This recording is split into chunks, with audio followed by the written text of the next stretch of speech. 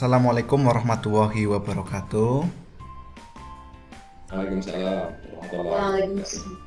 Waalaikumsalam warahmatullahi wabarakatuh. Selamat sore Pak Dias dan Bu Suci. Selamat sore. Oke, kawan. Oke, sebelumnya kita sudah merencanakan untuk pada sore hari ini kita akan mengadakan proses coaching, dan di sini perkenalkan, nama saya Ahmad Kurniawan, dalam hal ini itu sebagai supervisor. Kemudian Bu Suci nanti sebagai coach dan Pak Afika Dias Saputra sebagai coach. Oke, sebelum melaksanakan supervisi, saya akan melakukan kegiatan pra-supervisi dulu dengan Bu Suci. Izin ya Pak Dias ya. Selamat sore Bu Suci. Selamat sore Pak Awan. Nah, Bu Suci hari ini mau mengadakan coaching ya Bu? Ya Pak, betul. Hari ini saya akan mengadakan coaching dengan Pak Dias. Oke, kalau boleh tahu, kira-kira Bu Suci sudah tahu belum masalah apa yang mau dibicarakan? Sedikit gambaran sih, tadi sudah ada itu tentang mencapai tujuan pembelajaran kayak gitu, seperti itu. Tapi secara pastinya saya belum tahu. Mungkin nantilah Pak. Yeah. Oke, baik Bu. Sebelum kegiatan coaching untuk supervisi ini dimulai, saya mau sampaikan dulu rubrik penilaiannya Bu. Jadi di sini untuk indikator dalam penilaian antara lain ada hadir sepenuhnya, kemudian mendengarkan aktif, memunculkan pertanyaan berbobot, dan memberdayakan koji. Ada yang perlu ditanyakan Bu terkait rubrik penilaian itu? Kalau tidak ada Pak. Oke, dalam kegiatan coaching nanti, kira-kira kompetensi apa sih yang ingin Bu Suci kembangkan lebih jauh lagi Bu sebenarnya Bu? Mungkin dari keempat yang di rubrik penilaian dan kompetensi yang ada pada proses coaching atau teknik coaching, mungkin yang akan saya kembangkan itu adalah yang presence itu Pak, kehadiran sepenuhnya yang akan saya kembangkan itu. Baik, pertanyaan yang kedua Bu. Sebelum Bu Suci coaching, nggak apa-apa kan ya Bu? Saya tanya lagi Bu. Iya, nggak apa-apa Pak. Baik Bu Suci, kompetensi mana yang lebih spesifik yang ingin Bu Suci tonjolkan itu tadi ya Bu, kehadiran penuh ya Bu? Ya, kehadiran penuh Pak, itu yang akan saya persennya itu yang akan saya hadirkan sepenuhnya, seperti itu. Oke, pertanyaan terakhir Bu, apa indikator ketercapaian dari tujuan pengembangan kompetensi yang Ibu harapkan tadi Bu?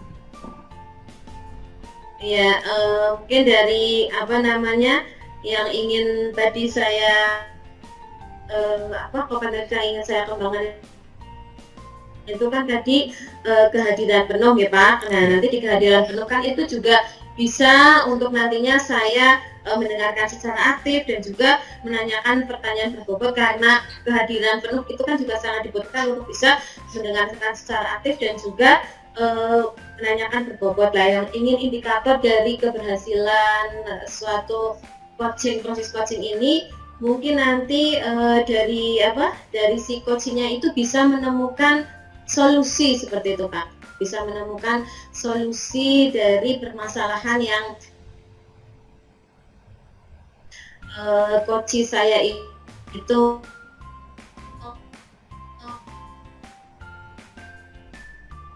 sampaikan, seperti itu. Oke, baik Bu. Itu Pak Kawan. Ya, sedikit saya simpulkan untuk kegiatan ini, nanti supervisi ini Bu Suci yang ingin lebih Bu Suci tonjolkan atau kembangkan yaitu hadir sepenuhnya dengan indikator nanti coach bisa memunculkan solusi dari hasil hadir sepenuhnya. Bu Suci bisa mendengarkan aktif, kemudian bisa memunculkan pertanyaan berbobot. Begitu ya Bu? Kurang lebihnya. Ya, nanti coach bisa menemukan solusi, seperti itu Pak. Baik Bu, untuk kegiatan pra-supervisi ini saya cukupkan. Silakan nanti dilanjutkan untuk coachingnya ya Bu. Nanti saya akan menyimak dan mencatat untuk coachingnya, seperti itu. Silakan Bu Suci. Oke, terima kasih Pak Kawan. Assalamualaikum warahmatullahi wabarakatuh, Pak Dias. Waalaikumsalam warahmatullahi wabarakatuh, Bu Suci. Ya, apa kabarnya ini sore hari ini Pak Dias? Alhamdulillah tetap sehat di antara rintik-rintik hujan sore ini. Oke, oke. Ini maaf ya Pak Dias, kemarin Pak Dias sempat WA tapi belum saya respon. Memang kemarin itu saya banyak urusan, jadi maaf baru hari ini saya respon. Apa namanya? Mungkin ada yang mau dibicarakan Pak Dias? Ya Bu, jadi suara saya terdengar ya? Oke, terdengar Pak. Ya, jadi yang ingin saya ajukan sebagai pembicaraan sore ini begini Bu. Jadi kan ini saya guru SMP ya Bu ya. Iya. Oke. Nah seringkali itu kalau saya di kelas, misal dalam satu semester itu kadang-kadang saya merasa waktunya tidak cukup Bu untuk anak untuk menghadapi tes Bu gitu. Ketika lagi asik-asik pembelajaran, targetnya kita awal tahun sudah ditetapkan, tetapi ketika mau tes materi belum selesai gitu loh Bu. Jadi ini saya pembicaraan kita sore ini pengen menemukan solusi sebenarnya apa dan bagaimana sih saya dibantu nanti untuk menemukan solusi begitu. Gitu. Oke. Jadi intinya pembicaraan kita pada sore hari ini itu adalah bagaimana nanti Pak Dias bisa menemukan solusi terkait dengan waktu semester itu yang tidak cukup seperti itu ya Pak, ketika sedang asik-asiknya pembelajaran ternyata harus sudah tiba-tiba sudah tes saja memasuki tes seperti itu ya Pak Dias ya. Iya betul Bu, begitu. Oke. Selanjutnya mungkin kita mulai saja pembicaraannya. Jadi bagaimana keyakinan Pak Dias untuk bisa mencapai atau mendapatkan solusi ketidakefektifan yang Bapak alami seperti itu? Ya, dari skala 0 sampai 10 maka saya pilih angka 8 Bu untuk menyatakan optimisme saya mencapai solusi dari masalah saya.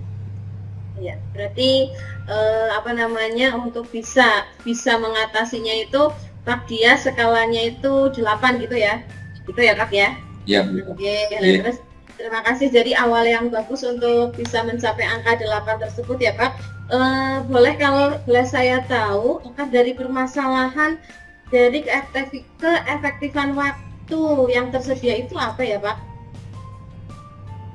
Jadi saya sempat mikir, ini saya waktu satu semester kok ya nggak cukup ya untuk menyiapkan anak menghadapi tes itu ya. Setelah saya pikir-pikir itu ada beberapa, tapi yang intinya saja, sepertinya ekspektasi saya terhadap anak itu terlalu tinggi gitu Bu. Jadi tujuan pembelajaran saya tetapkan terlalu tinggi, terlalu muluk-muluk, sehingga proses pembelajarannya harus lengkap begitu supaya anak bisa tahu semuanya. Nah tiba-tiba padahal kemampuan anak tidak setinggi yang saya harapkan begitu. Jadi salah satu masalah utamanya ada di rumusan tujuan pembelajaran yang menurut saya terlalu tinggi begitu. Yang saya pikirkan ini seperti itu. Iya Pak.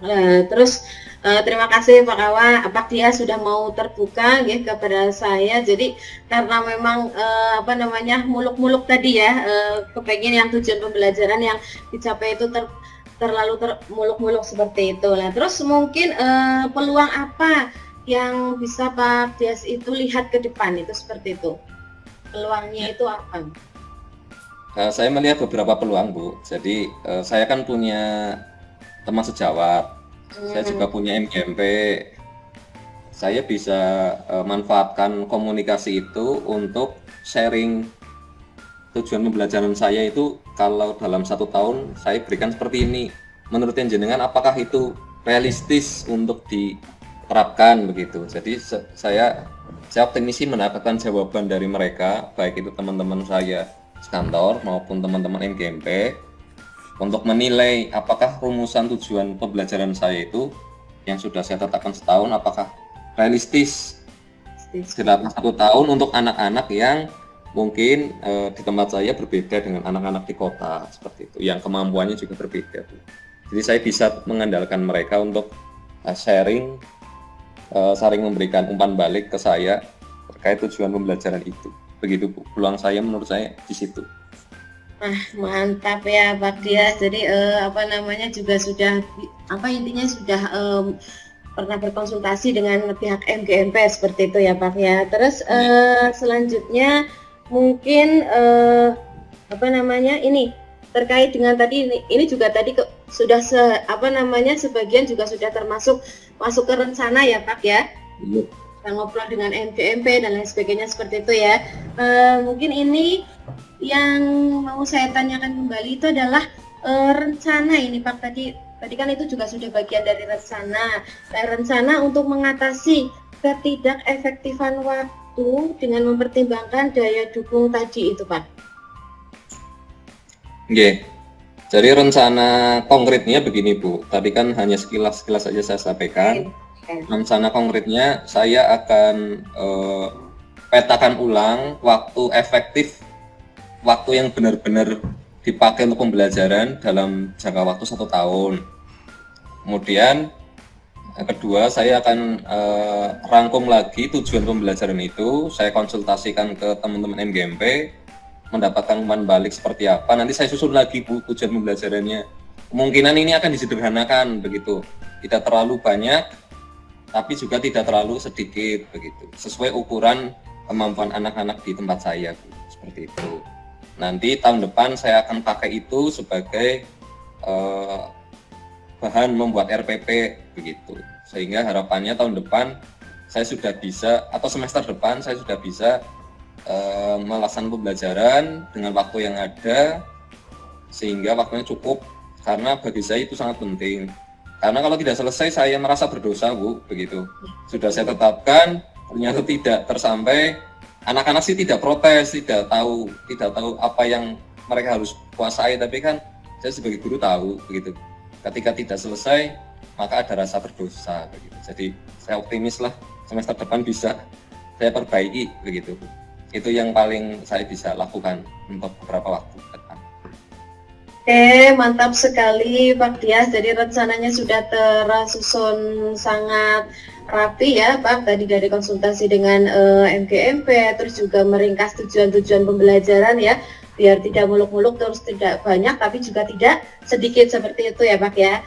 Selanjutnya mungkin ini Pak, setiap rencana itu kan pasti ada tantangan ya, ada tantangannya lah. Terus mungkin bagaimana cara Pak Dias untuk bisa mengantisipasinya seperti itu? Tentu saja rencana-rencana itu kemungkinan akan menghadapi kendalanya sendiri-sendiri ya. Dan saya tidak bisa menduga apa yang akan menjadi kendalanya begitu. Namun saya tetap optimis ketika tujuan pembelajarannya itu benar-benar sesuai, maka itu akan tercapai dalam waktu yang bersedia. Kalau tidak selesai juga, maka antisipasi saya adalah akan konsultasi dengan guru-guru SD Bu, begitu. Saya tanya mereka kalau saat SD kecepatan belajarnya seperti apa, karena kan mereka tidak jauh-jauh lah kemampuannya dari saat mereka SD, begitu. Saya konsultasi ke mereka kalau memang harus diperlukan begitu. Kemudian yang kedua, saya akan berusaha seandainya waktunya mepet, sudah mau tes tapi belum selesai, maka saya akan fokus ke tujuan pembelajaran yang penting dan materinya akan berkelanjutan Bu. Karena kan matematik ada yang materinya misalnya kelas 7, ada yang nyambung kelas 8, ada yang nyambung kelas 9 seperti itu. Maka itu yang saya akan prioritaskan. Kalau materi-materi lain yang tidak nyambung, maka terpaksa saya harus tinggalkan dulu seandainya waktunya memang tidak ada begitu. Antisipasi saya sih itu Bu, gitu.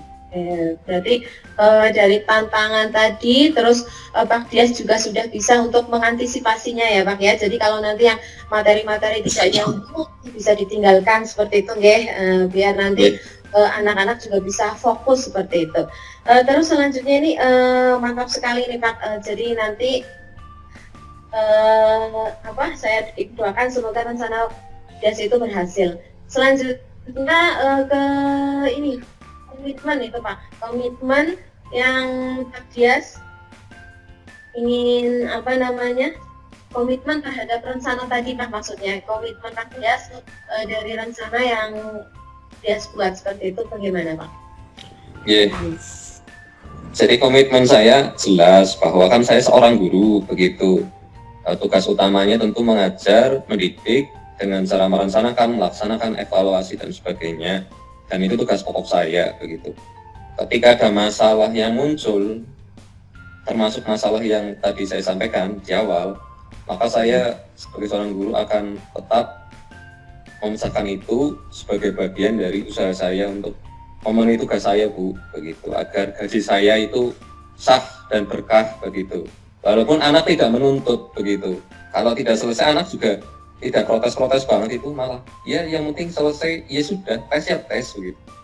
Nilainya kurang ya nggak apa-apa lah gitu. Tapi kan di sisi guru, aduh saya merasa berdosa nih, harusnya sudah sampai ke angka 10, saya hanya sampai ke angka 6 misalnya gitu.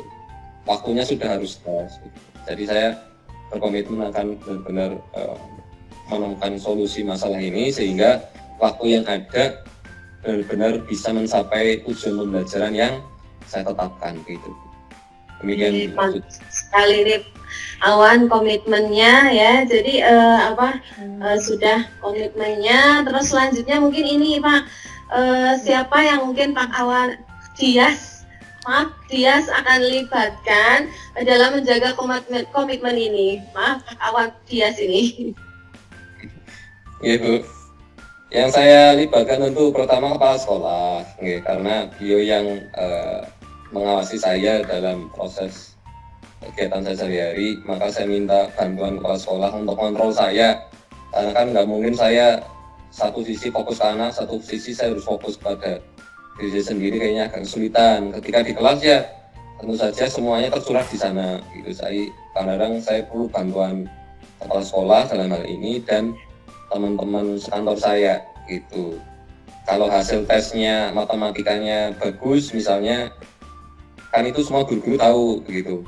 Kalau nilainya bagus, oh berarti Pak Dias kemarin yang tujuan pembelajarannya waktunya kurang, kayaknya ini udah pas nih, tujuan pembelajarannya sudah sesuai, waktunya juga sudah oke, hasilnya tidak rendah-rendah amat begitu Bu. Jadi mereka yang saya andalkan lah untuk menjaga komitmen saya gitu. Oke, berarti untuk menjaga komitmen dari Pak Dias ini adalah kepala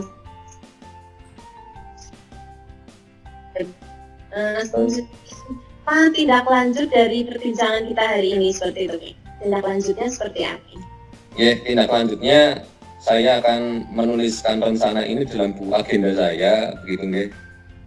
Di meja saya tulisan sederhana saja, misalnya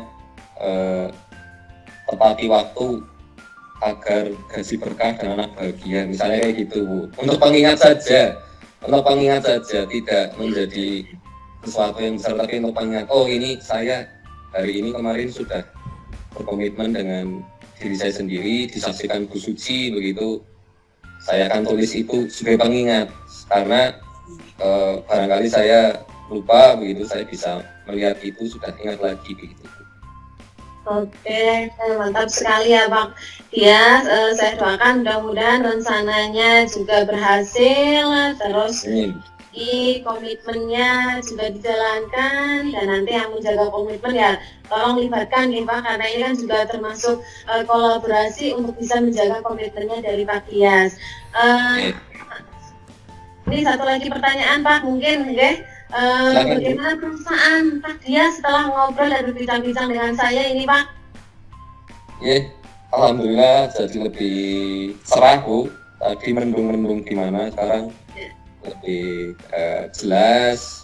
Yang semula sebatas hanya awang-awang begitu, tadi semula hanya sekedar di benak saya di akhir pembicaraan ini, semua itu berubah menjadi rencana-rencana yang lebih nyata begitu, bisa saya lakukan segera. Itu Bu.